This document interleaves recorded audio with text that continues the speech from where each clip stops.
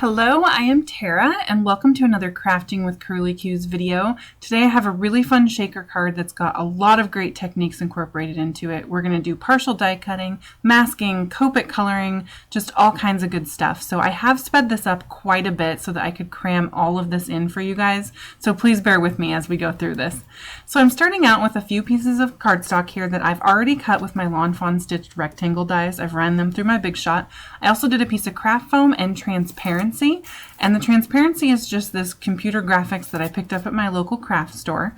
The colored cardstock there comes from this Doodlebug 6x6 pad, and I will use a few more of those cute patterns later in the card. I'm going to use this Paper Smooches Chubby Chum set. Love these guys. They are so cute. And my goal here is that they're all going to be standing on each other's heads in front of a shaker window. So I put that Lawn Fawn Stitch Journaling die cut there on top of my card front, and I'm lining up all these little chummy chums where I'm thinking I'm going to want them eventually. And then I'm going to remove all but the top one. And the reason that I kept the top one is because he's going to be the one that is in front at the end of all my masking. So I'm going to stamp him up at the top in my Memento Tuxedo Black ink because I will do Copic coloring. I showed you guys that I clean my stamps with baby wipes, just in case you don't know that tip. I'm taking some Ink and Ink and Do stamping mask paper, and I'll stamp that little chickie one more time here. And then I'm just going to cut this mask out. And I realized about halfway through cutting this that I don't actually need to fussy cut the whole little chicken, because really just his little feet are what's going to be masked. So I went ahead and just took the shortcut there. And then I'm going to stick this mask on, and that way when I stamp this little puppy right underneath him, it's going to look like the chicken is sitting right on top of the puppy's head. So I did all four animals, and you can see at the end that when I peel the masks off those middle two, that they are all sitting on top of each other's heads, and there are no extra lines on top of any of them. So it's a really great trick to do this masking. It does take a little extra work, but it's totally worth it. So this Copic coloring I sped up quite a bit for you guys, and part of the reason that I did that is because it took me over an hour to make this card, and I got the entire thing on video. And when I was editing it, I just couldn't figure out which parts I wanted to cut to make it shorter and not show you guys the longest crafting video in history. There's a lot of good tips, so what I decided to do was go ahead and just speed this Copic coloring up, and I was okay with doing that because I have got some pretty simple Copic coloring going on here. I'm using about 2 to 3 colors per image, and it's just really basic shading. I am by no means a Copic coloring expert. I really love my Copics. Coloring is my absolute favorite part of card making, and I have been known to spend entire weekends sitting with my Copics in front of the TV just coloring images. But I don't really take the time to figure out like what direction my light's coming in from. I just figure his head's probably got shadows because there's a chicken sitting on it. So I just go with what looks good and really just take my time to enjoy the coloring. Here on this cow, I will tell you guys that if I had the warm gray Copic markers, I probably would have used those instead of the cool grays, but I don't actually have any of those warm grays. They are definitely on my wish list.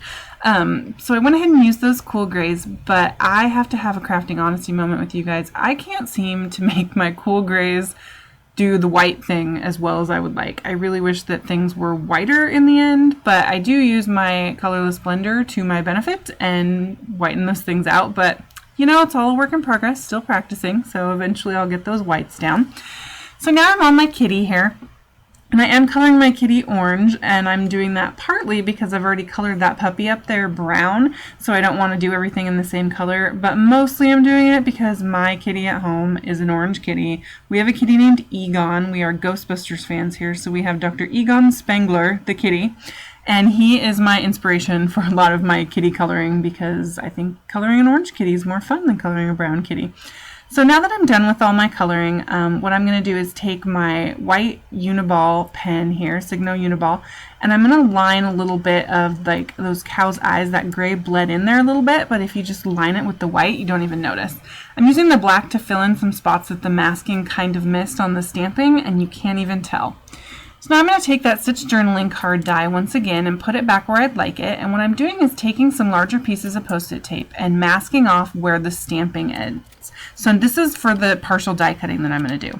So when I line that up on my Big Shot plates, I'm lining that Post-it tape that marks the end of the stamping up with my bottom plate. That way when it comes out and you take all the tape off, you can see that it's only going to partially cut that die because there was no pressure from the bottom plate since it was hanging off the edge. So now I'm going to go ahead and take my ruler. My day job is with the Department of Forestry, so remember, Smokey says always be careful with fire. And I'm going to take my craft knife and I'm just going to cut out the rest of these images here. I'll be honest with you, this is probably not something I would do often, but I feel like it was really worth it when I got done. I really liked the effect here.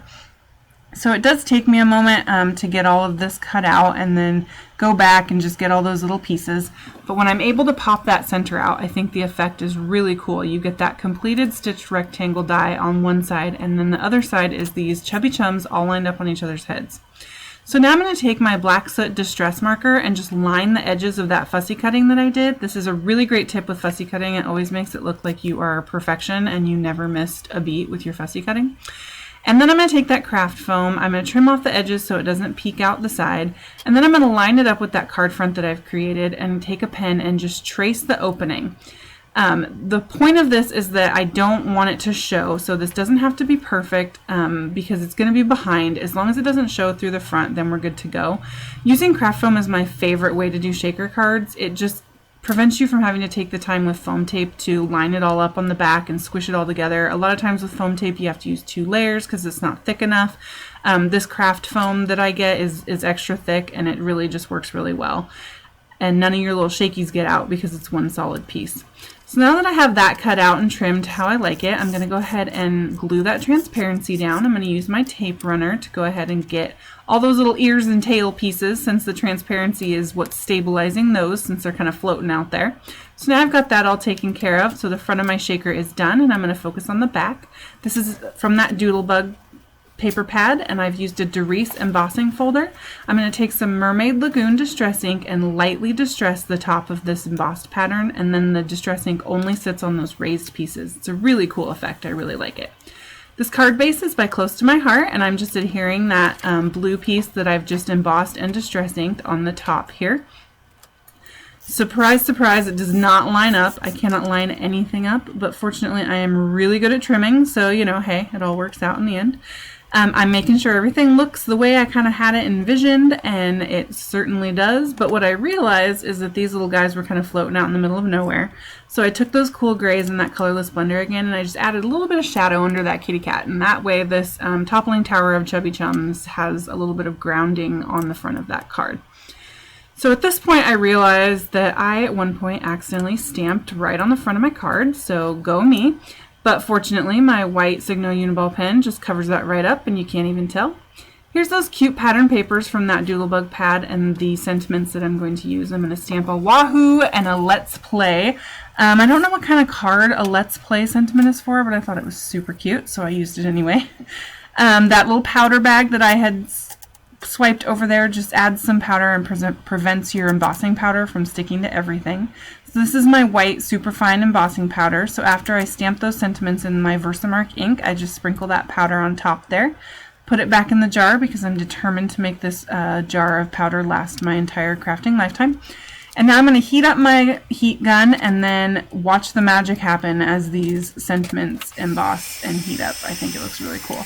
Then I'm going to trim these with my paper trimmer and then do that magic trick with the slice up the middle and then come from the corner up to the top of your slice to create those perfect ribbon ends on these banners. And then I'm just going to play with these sentiments a little bit until I get them on the card the way that I like them. It did require me to kind of peel up those little ears and tails I was so careful to glue down in the past there, but that's alright. As long as they go where I want them, then it's all good in the end. And then I take some Scotch foam tape and I'm going to pop some of that behind these little sentiment banners so that it keeps that dimension. The whole feel of this card is really playful, and I just really wanted it to stay kind of playful and popped up and have that sort of whimsical, silly look to it.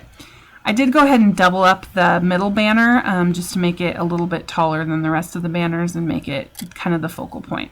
So now that that's all done, I'm going to go ahead and affix that craft foam to the back of the front of my shaker panel here. I was pretty pleased when I put it on there and nothing showed through because it was kind of a funny shape.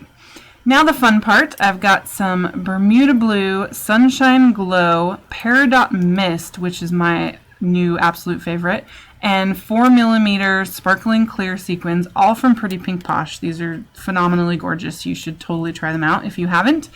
And now I'm going to stick that window on. I like to put my sequins on my card and then put the window on top. Some people will put it in the window and then put the card on top, but I have trouble lining that up. So now I'm going to do finishing touches, which is going to include some Wink of Stella and some Close to My Heart liquid glass over the eyeballs of all these little critters. This is like a Glossy Accents product. I really like it.